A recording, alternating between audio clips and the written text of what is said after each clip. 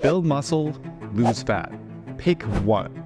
Well, what if I want to do both at the same time? Known as body recomposition, many people believe this is impossible or only reserved for a small percentage of people.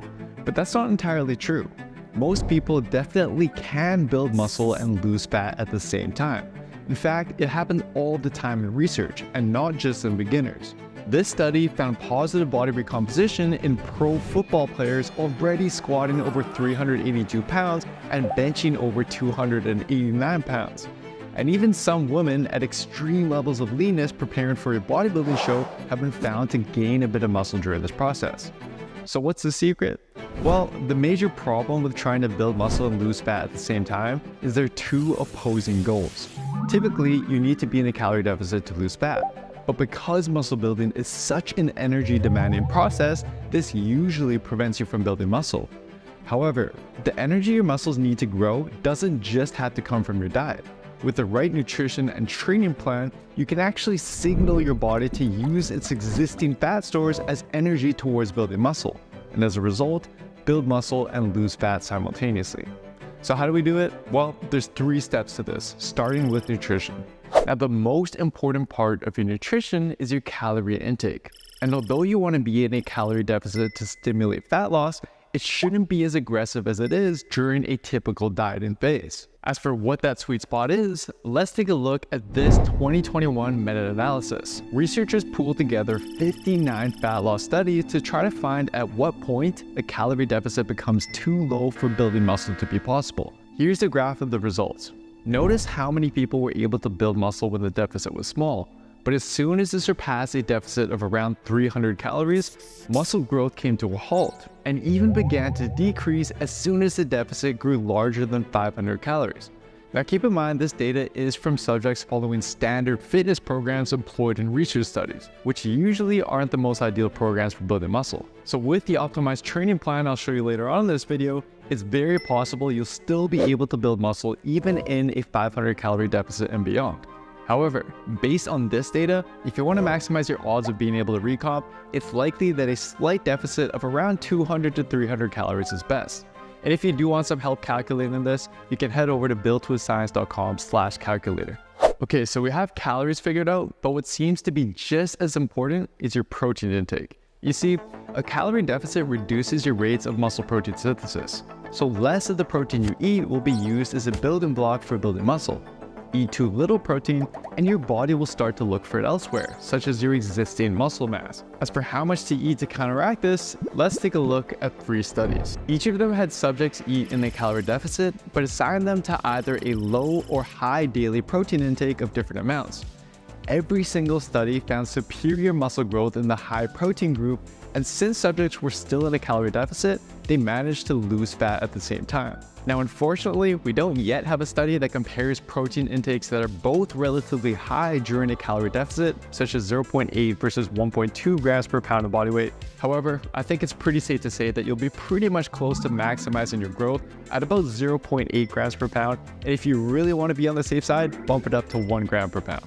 So the next step is to pair your nutrition plan with a training plan designed to force your muscles to grow.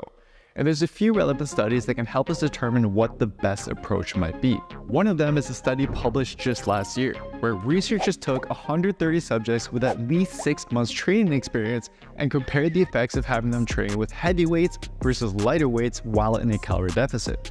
A common belief is that lighter weights for high reps is better for fat loss, whereas heavier weights for less reps is best for building muscle. But in this case, both approaches resulted in a similar amount of fat loss as well as a little bit of muscle gain. But this does heavily depend on one factor: effort. And this is honestly where I believe most of you guys are falling short. You see, in order to maximize growth, you need to take each of your sets at least within 3 reps short of failure. And in fact, based on a new preprint study, it might be advantageous to take each set even closer to failure than this. Thing is, most people don't train anywhere close to hard enough to reach this. Nah, you got more. Come on. You have at least 3 more. Go. And this brings me to an important point I want to make. There really isn't a special body recomposition training plan. It's about doing the basics, but doing them well. push hard enough during your sets, train with enough volume, work each muscle at least twice per week, and most importantly, stay consistent. Even if you're an experienced lifter, fixing any one of these variables can very well be the stimulus your body needs to continue building muscle despite being in a deficit. But before I cover who exactly body recomposition is best suited for, there is one more variable you need to make sure you don't overlook: sleep. Okay, so the most relevant study we have regarding sleep and body recomposition was published back in 2020. Researchers took untrained men and randomly assigned them to either a workout program consisting of 2 full body workouts per week, or that same workout program plus a sleep education program designed to improve both the quantity and the quality of their sleep. After 10 weeks, both groups had similar increases in muscle, with a trend favoring the sleep group. When it came to fat loss, however, the sleep group actually ended up losing a significant amount of fat, while the workout-only group ended up gaining a little bit of fat. Other studies have shown similar effects as well, where sleep deprivation negatively affects both muscle gains and fat loss. So to make sure you don't sabotage all the work you put into your nutrition and training, try to get at least 7 hours of sleep per night. Alright, so now that we've covered how to recomp, let's discuss the most important part: who body recomposition is best suited for and whether or not it's actually worth your time pursuing. So first off, the higher your potential for growth, the more likely you'll be able to recomp. And there's 3 main groups of people who satisfy this criteria. The first group are beginners, who can basically touch a weight and end up growing. The second group has to do with the fact that muscle regrows far easier than it took to initially grow it. Lawrence, one of our Built with Science members, is a good example of this. He took some time off training, and in his first 2 months back, although his body weight didn't change very much, he was able to build some muscle while losing a good amount of fat. But the third group is where I think most people fall under. And Nick, another one of our Built with Science members, is a perfect example of this. Although he had been training for several years, he was pretty much just going through the motions. He never properly applied progressive overload and had plenty of other areas where his training could improve. And he also just didn't know how to approach his nutrition. After we helped optimize his plan, he quickly saw results and experienced incredible body recomposition. Over the course of several months, although his actual body weight didn't change too much, he clearly built a good amount of muscle while losing a ton of fat in the process. That said, even if you do fall into one of these 3 groups, there's still one more condition you should satisfy. And the importance of this is highlighted in a recent 2023 case study. Researchers analyzed a group of professional bodybuilders during their contest prep and found that as they got leaner, building muscle became far less likely. And eventually, muscle loss became inevitable once they surpassed a certain level of leanness. It is interesting, however, that a few of the female subjects were still able to build a little bit of muscle.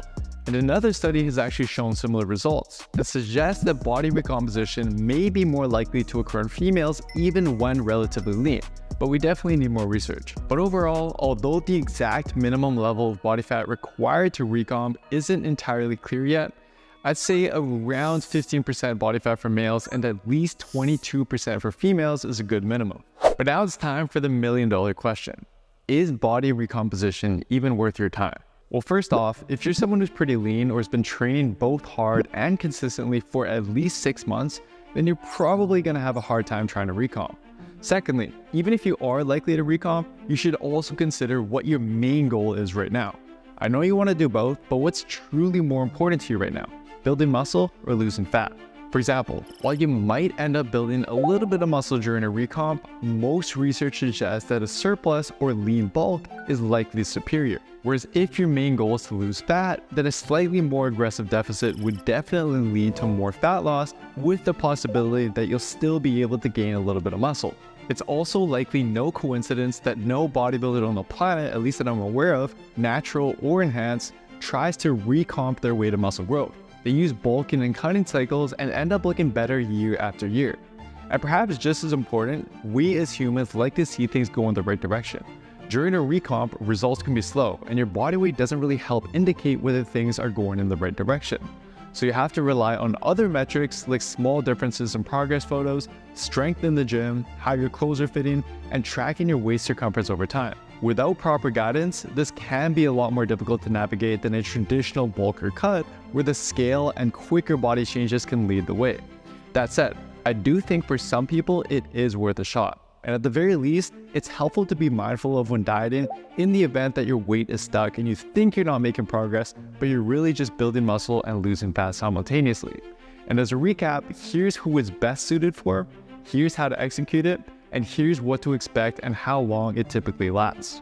And if you need some help optimizing your plan, then head to buildtowithscience.com and take our 30-second quiz to find the best step-by-step training and nutrition plan for you and your body. I highly recommend that you give this video a watch next for some new science-based training techniques you can start applying today to speed up growth. Thanks for watching. I'll see you next time.